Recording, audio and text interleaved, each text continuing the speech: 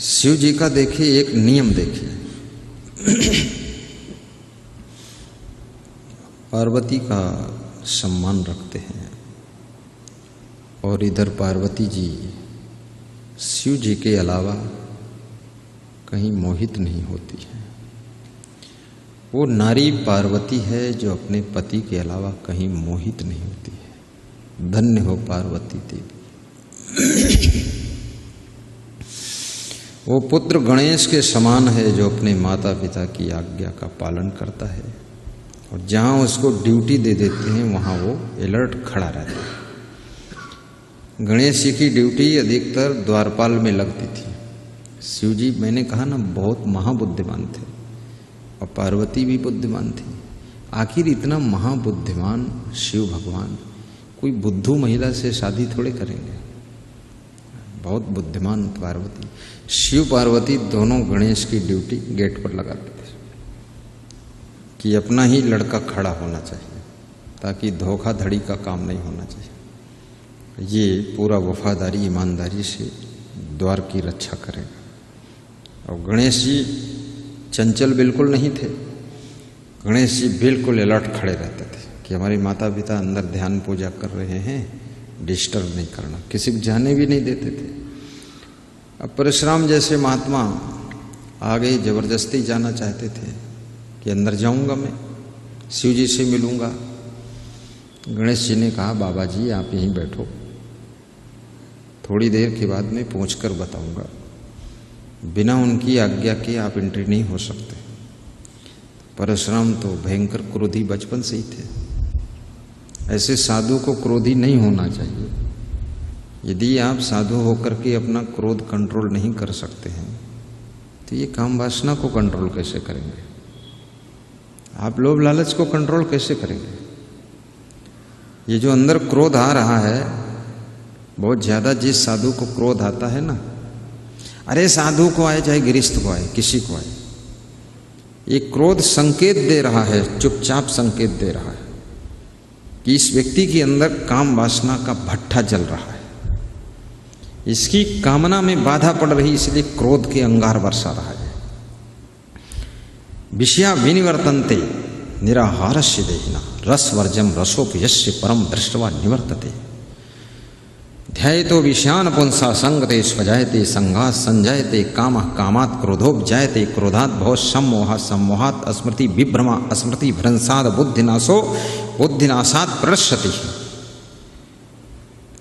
क्रोध के बारे में बताया है, क्यों क्रोध आता है। श्री कृष्ण अर्जुन से कह रहे हैं कि अर्जुन, जब ये मनुष्य निरंतर विषयों का ध्यान करता है तो विषयों के प्रति इसके अंदर आसक्ति पैदा हो जाती है और आसक्ति के कारण उन विषयों को भोगने की कोशिश करता है, उसकी भोगने की कामना पैदा होती है। उस कामना में जब बाधा पैदा होती तो इसके अंदर क्रोध पैदा होता है और क्रोध के कारण क्रोधात् भवः सम्मोहः, क्रोध के कारण ये व्यक्ति और ज्यादा सम्मोहित होता है, विवेक खो जाता है। क्रोधात् भवः सम्मोहः सम्मोहात् स्मृति विभ्रमा, फिर इसके स्मरण में विवेक नहीं रह जाता है। स्मृति भ्रंसात् बुद्धिनाशो, और स्मृति में भ्रम पैदा हो जाने के कारण, स्मृति भ्रंश होने के कारण बुद्धि नष्ट हो जाती है। बुद्धि विवेक नष्ट, और बुद्धि विवेक नष्ट हो जाने के कारण बुद्धिनाशात् प्रणश्यति, बुद्धि नष्ट होने के कारण इसका पतन हो जाता है। जितने साधुओं का पतन हुआ है वे सबके सब क्रोधी जरूर थे। मेरे जीवन का तो अनुभव यही रहा है। भयंकर क्रोधी, भयंकर अंगार, ज्वालामुखी। वो तो अच्छा हुआ जो लौट गए, नहीं तो ग्रुप मार डालते, निपट जाते, गुरुदेव का मोक्ष हो जाता बहुत जल्दी। इतने क्रोधी दुष्ट प्रकृति के लोग। आखिर ये क्रोध आता इतना क्यों है? इसकी जरूरत क्या है? सहनशीलता क्यों नहीं रखते हो? गम क्यों नहीं खाते हो? गम खाओ। गृहस्थ आश्रम में हो तो भी गम खाओ। गम क्यों नहीं खाते? आपकी सासू ने कुछ कह दिया है, अब इतनी गुस्सा आ रही है तुमको कि सासू से बदला ले रही हो। बात ठीक नहीं है। बहू रानी गम खा लो। किसने तुम्हें कुछ कहा है? तुम्हारी सासू ने ही तो कुछ कहा है, ससुर ने कुछ कहा है। सास ससुर किसके हैं? तुम्हारे हैं ना। तो अपने लोग ही तो कहते हैं हमको सुधारने के लिए, और कौन कहेगा? पड़ोसी की क्या जरूरत है? पड़ोसी से तुम्हारा प्रेम क्यों हो जाता है? क्योंकि पड़ोसी कुछ कहते नहीं। तुम दारू पियो, चाहे दूध पियो, और चाहे वेश्यालय जाओ, और चाहे जितना कुकर्म करो, पड़ोसी कुछ नहीं कहेगा। तुम्हारा बाप कहेगा, माँ कहेगी, सास ससुर कहेंगे, या बहू बेटे आपको कहेंगे, और जो तुमको कहेगा गलती सुधारने के लिए वो तुम्हारा दुश्मन हो गया। और जो कुछ न कहे, लल्लो चप्पो करता रहे, आइए आइए बैठे बैठे तुम बहुत अच्छे आदमी हो, बस तुमको झूठी प्रशंसा पसंद है। और माँ बाप झूठा गुणगान करते नहीं किसी का, न गुरु गुणगान करता झूठा। इसलिए लोग ज्यादातर पड़ोसी से बड़ा मधुर नाता रहता है। अब बाप के पास नहीं बैठेंगे, गांव के जितने नालायक लड़के हैं उनके साथ हाथ डाले घूमते, गलभैया डाले घूम रहे, कमर में हाथ डाले घूमते, झुके झुके घूमते, ही करते घूमते। और पिता के पास आए तो बड़ी आंख दिखाते। पिता सोचता है सारा क्रोध हमारे ऊपर उड़ेल रहा है ये, मालूम पड़ता क्रोध की दारू पी कर आया है। क्यों है गुस्सा उनसे? पिताजी से गुस्सा क्यों कर रहे हो? क्या बिगाड़ा उन्होंने? तुमको जन्म दे दिया, यही बहुत बड़ा अपराध किया। तुम्हारी टट्टी पेशाब उठाया, अच्छे अच्छे कपड़े झंगोला लंगोला लंगोटा पहनाया, धोती पहना दिया तुम्हें 1 साल की उम्र में, बड़े नेता बना दिया। आजकल के माता पिता धोती कुर्ता पहना देते हैं 2 साल के लड़के, और लड़का भी ऐंठ के चलता है कि अगला मुख्यमंत्री तो मैं ही होने वाला, नेताजी हूँ। पहने धोती और पतलून, आधा फागुन आधा जून, उत्तराखंड की राजधानी देहरादून, वहीं का मुख्यमंत्री बनने का इरादा है। इतने अच्छे कपड़े पहनाते हैं माता पिता, दूध पिलाते हैं, तुम्हारे दूध पीने के लिए गाय पालते हैं, उसका गोबर ढोते हैं, ये तुम्हारे क्रोध करने के लिए। कितने माता पिता सास ससुर इतनी मेहनत करते हैं कि बेटा जवान होने वाला है, नया मकान बना लो, बहू आएगी तो नए मकान में रहेगी, ये कमरा बहू के लिए है, ये बहू के लिए किचन है, ये बहू का बाथरूम है, ये बहू का स्टोर रूम है, और बहू इस बालकनी में बैठेगी, और बहू यहाँ पर जो है पोर्च में बैठ करके कुछ सोच करेगी, और बहू जो है छत पे कपड़े फैलाएगी, बहू के जाने के लिए सीढ़ी लगाओ, सीढ़ी में रेलिंग लगाओ। अब बहू ऐसी आई है कि जब देखा उसने सीढ़ी की रेलिंग तो ऐसा रेलिंग रेला मारा है कि रेलिंग और सीढ़ी और मकान और सास ससुर सब रौंद फौंद सब रौंद के बर्बाद, पूरा बेहोश हो गए कि अरे भाई ऐसी बहू आ गई, कमाल है। ऐसा काम मत करो, उनकी मेहनत तो देखो ना, थोड़ा परिश्रम देख लो। क्या उन्होंने तुम्हारा कर्जा लिया है? आज मेरे पास एक फोन आया बहराइच जिले से, श्रीमती कुसुमलता देवी का फोन था, पहली बार आया। कहाँ से बोल रही माता जी? बहराइच जिला। क्या है माता जी? बोले आपसे कुछ कहना चाहते, हम बहुत दुखी हैं। कैसे नंबर मिला मेरा? बोले हम प्रवचन सुनते थे आपका, 1 महीना 2 महीना हो गया, प्रयास करते करते बात ही नहीं हो पाई। क्या दुख है माता जी? बोली मेरे ससुर ने 110 बीघे जमीन बेच डाली है। तो हमने कहा ससुर है जिंदा? बोले वो मर भी गया। हमने कहा जमीन कुछ बची है? बोले सब खत्म हो गई। तो हमने कहा ससुर बचे हैं? बोले वो भी खत्म हो गए। हमने कहा सासू बची है? बोले वो बची है। तो हमने कहा वो क्यों नहीं खत्म हुई? बोले वो हमको खत्म करके खत्म हो गई। अब सब लफड़ा पाल रखा है। तो हमने कहा तुम्हारे पति देव क्या करते हैं? बोले कुछ नहीं करते, इधर उधर घूमा करते हैं, और 20 किलोमीटर पर भी नाच हो रहा हो, नाटक नौटंकी, तो वहाँ भी देखने जाते हैं, और काम कोई करते नहीं। तो हमने कहा पति भी तो दुष्ट मिला तुमको, क्या किया जाए, ससुर तो मर ही गया, सब बेच बाच के 110 बीघे जमीन बहुत हुई। क्यों बेचा? बोले ईंट का भट्ठा लगाने के लिए कोशिश किया, उसमें बेच करके भट्ठा वट्ठम क्या क्या घाटा साटा और दारू वारू सब पूरा हमें बर्बाद कर दिया। तो हमें नींद नहीं आती है। तो हमने कहा नींद नहीं आती है तो व्यायाम किया करो, भोजन थोड़ा कम करो, पानी पियो, लंबी सांस खींचो और सत्संग सुना करो। बोले सत्संग सुनते हैं, थोड़ी देर के लिए चिंता टल जाती है और फिर वो चिंता आ जाती है। तो हमने कहा ज़्यादा सुनो। बोले सत्संग से ही तो हम बचे हैं, आपके प्रवचन से हम जिंदा हैं, नहीं तो इस चिंता में हम भी मर जाते। बहुत दुख है गुरुजी, लड़की 18 साल की हो गई है, वो शादी के योग्य है, कुछ समझ में नहीं आता क्या करें। मैंने कहा तुम हत्या मत करना और कुछ भी करना, और तुम अपनी युक्ति बुद्धि से माता जी काम करो और धैर्य रखो और ये मन में विचार करो कि संघर्ष और संकट समस्या तो हर व्यक्ति के जीवन में आता ही है। हिम्मत करके आप जो है घर द्वार अपना संभाल लो। अब जैसी परिस्थिति है तुम्हारे भाग्य में यही था, अब क्या करोगे? 2-4 मिनट उनको समझा के तसल्ली दिया मैंने। हमने कहा कि अब इसी में आप जीना सीखो, अब हैरान मत हो, सोओगी नहीं तो बीमार हो जाओगे।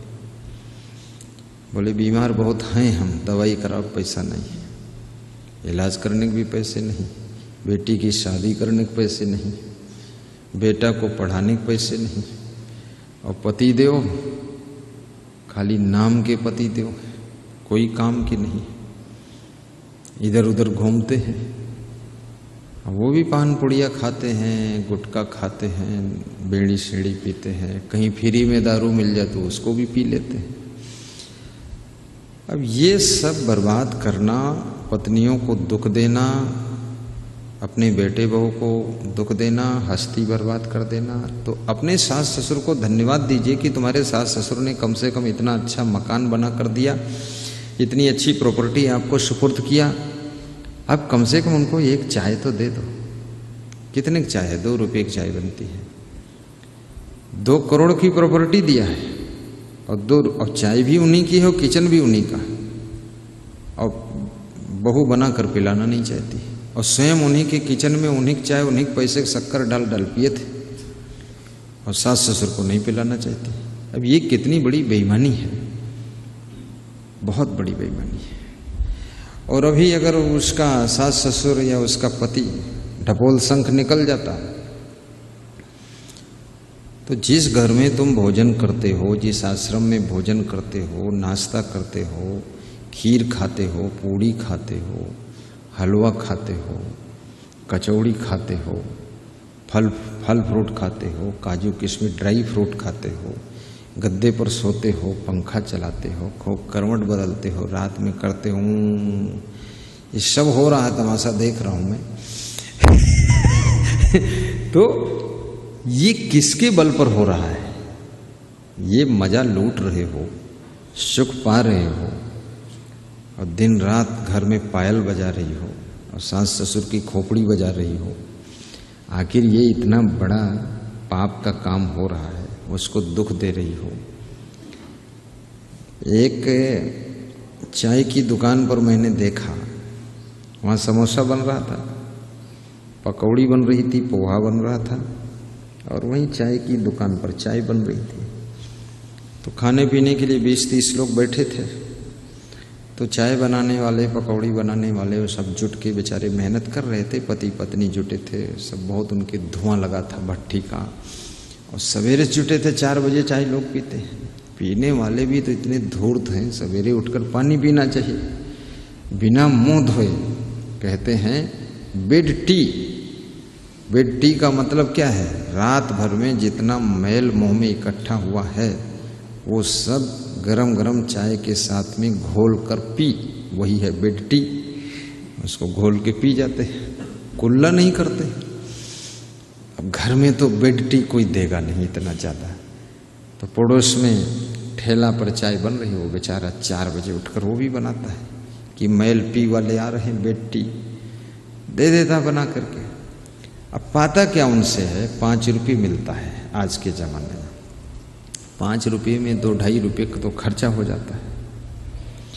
अब 2.5 रुपये बचते हैं। 2.5 रुपये के बचत के कारण 4 बजे उठ करके दुकान धोकर साफ कर, बर्तन साफ करके, भट्ठी जला करके, पति पत्नी और बेटा आदि सब जुट करके कुर्सी उर्सी साफ सोख करके, लगता है कोई दामाद आने वाले हैं, उनके लिए सब ठीक कर दिया। और आइए आइए बैठिए दादाजी, चाचा जी, काका जी, मामा जी, और ये जी वो जी निकाल दूंगा जी तुम्हारा। आगे सब बैठ गए जी और पीना शुरू हुआ। 2 रुपये के प्रॉफिट के लिए इन धूर्त लोगों को दिन भर तुम चाय बना बना कर पिलाते हो, और तुम्हारे माँ बाप ने, सास ससुर ने, तुम्हारे पति ने रात दिन मेहनत करके इतनी बड़ी कोठी बना कर दे दिया, कार ला कर दिया चलने के लिए तुम्हारे, और इतना सामान और इतना सब सिस्टम खड़ा कर दिया, और एक से एक साड़ी पैंट शर्ट सब ला दिया। उनको एक चाय बना कर नहीं दे सकते हो। 50 करोड़ की प्रॉपर्टी तुमको दे दिया, तुम्हारे नाम करा दिया, अचानक मर जाए तो भी तुम्हारे नाम आ जाएगी। ये 2 रुपये के लालच में वहाँ सवेरे 4 बजे उठकर चाय बनाते हो, जूठी कपड़े मांझ रहे हो, सबकी धो रहे हो, और अपने माँ बाप को करोड़ों की संपत्ति मिल गई इनकी, तुमको इनको चाय नहीं दे सकते हो, पानी नहीं दे सकते हो। इतना बड़ा पाप मत करो, नहीं तो अगले जन्म में इस पाप को भोगोगे। कि इस जन्म में भोगने का टाइम बचा नहीं, क्योंकि पाप ज़्यादा है, तो ये गठरी सब अगले जन्म में खुलेगी। तब कहोगे हमने इस जन्म में कोई पाप किया नहीं, पता नहीं क्यों दुख मिल रहा है। हमको पता है पिछले जन्म की गठरी इतनी बड़ी लेकर आए हो कि वो 100 जन्म तक तुम भोगोगे, खत्म नहीं होगा। क्यों दुख दे रहे हो, क्यों उनको कष्ट दे रहे हो? साधु संतों को भी सोचना चाहिए। जो हमारे गुरुजन हैं, आश्रम के अधिष्ठाता हैं, संस्थापक हैं, कितनी मेहनत करके बेचारे आश्रम बनाते हैं, वहाँ पेड़ पौधे लगाते हैं, कितनी मेहनत करके आश्रम की बिल्डिंग को खड़ा करते हैं, खिड़की दरवाज़ा दुनिया भर का झंझट फालतू। ये सीढ़ी पर साधु चढ़ेगा, उस सीढ़ी पर वो चढ़ेंगे, इस बाथरूम में एक चेला स्नान करेगा, उस बाथरूम में दूसरा चेला, और कुछ और चेला तो और बना दो बाथरूम। दुनिया भर का दिमाग लड़ाते हैं, बुद्धि लड़ाते हैं, धन एकत्र करते हैं, सब तैयारी करते हैं, उसके बाद सारी सेटिंग करते हैं, और ये सब करने के बाद वो सब तुमको सुपुर्द करते हैं। और हम आ गए, चेला यहाँ बन गए, चेला बन गए। उसी दिन से बस खीर पूड़ी से स्टार्ट हुआ मामला हमारा। हाँ, पूड़ी थोड़ा कड़ी है, कुछ खुरखुरी है। हाँ, टेस्ट खीर में आया है, लेकिन कुछ काजू कम पड़ा है। मुझे तो बहुत हंसी आती है लोगों के ऊपर, दुष्टता पर लोगों की। धन्यवाद देना तो खैर अलग ही रहा, उसमें नोक झोंक निकालते हैं। हाँ। और वो बूढ़े गुरु महाराज इस आशा में थे कि लोग आएंगे, धन्यवाद देंगे, चेला बनेंगे। वाद विवाद शुरू है, बड़ी गुस्सा, बड़ी गर्मी।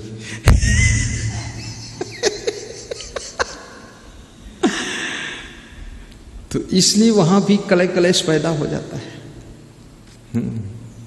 कोई दूसरे के उपकार को देखता नहीं। ये तो देखो तो भला उसका प्रेम कितना है और हमारे लिए उसने किया कितना है, ये देखते क्यों नहीं हो? अपने माँ बाप के उपकार को देखो, भाई बहन के उपकार को देखो, अपने पड़ोसियों के उपकार को देखो, रिश्तेदारों के उपकार को देखो, दादा दादी के उपकार को देखो, ससुराल वालों के उपकार को भी देखो। ससुराल वाले कोई दुश्मन थोड़े हैं। कितने लोग तो ससुराल के सहयोग से ही उन्नति कर पाए। ससुराल वालों को भी धन्यवाद दे दीजिए। गुरु की कृपा से, गुरु के आश्रय में कितने शिष्य महान बन गए, उनकी कृपा है। चलो आपके आशीर्वाद से गुरुदेव, आदमी रोटी धोती के लिए दिन रात मजदूरी करता है, मेहनत करता है, तब रोटी धोती चलती है। हम आपके चरणों में जब से आए हैं कभी मजदूरी नहीं किए हैं, और कभी खेत में धान रोपा नहीं लगाए हैं, न गन्ना छीलने गए हैं, लेकिन गन्ने से जो शक्कर बनती वो जरूर हम खाते हैं। और ये भी पता नहीं शक्कर लाता कौन है। कभी वो हरीश यादव 2 बोरी दान दे गए शक्कर, कभी ये क्या नाम, तो ये शक्कर नहीं दे पाए तो अपना चावल दान दे गए। अब चावल और शक्कर मिलाकर और दूध मिल गया, खीर बनाकर हम खा रहे हैं, और ऊपर से गुस्सा बहुत है। तो ये गलत बात है कि नहीं? इस तरह नहीं करना चाहिए आदमी को। आप दूसरों का उपकार देखिए, और बहू का भी उपकार देखिए। आपकी बहू भोजन बनाती है, झाड़ू लगाती है, कपड़े धोती है, काम करती है, छोटी मोटी गलती हो माफ़ भी कीजिए। अब बहू, एक नौकरानी घर में आप रखते हैं, 5-6 हज़ार रुपये महीने उसको वेतन देते हैं, कपड़े भी दे देते हैं, ऊपर से सोहराते हैं और कहते हैं कि कल भी चली आना, तुम लेट मत आना। और तुम्हारी बहू जो है घर ही में रहती 24 घंटे, उससे कभी चली आने कहने नहीं पड़ता है, वो तो वहीं है ही है। रात में ज़रूरत हो तो आ जाती है, पैर में दर्द है रात आधी रात को मालिश कर देगी। तो बहू से भी मिठास बनाए रहिए, और सासू से भी मधुरता रखिए, और गुरु शिष्य में मिठास रखिए। और अगर मिठास आप में नहीं है तो एक साथ रहने का कोई नहीं है। और ये विषय वासनाओं के कारण आप ज़्यादा जहर मत उगलिए। विषय वासनाओं में सुख मिला किसी को नहीं आज तक है, कोई भी शांति नहीं पाया है। विषयन भोग भोग दुख कीन्हा, विषयों को भोग भोग करके ही दुख मिलता है, इसलिए ये चक्कर में मत पड़ो।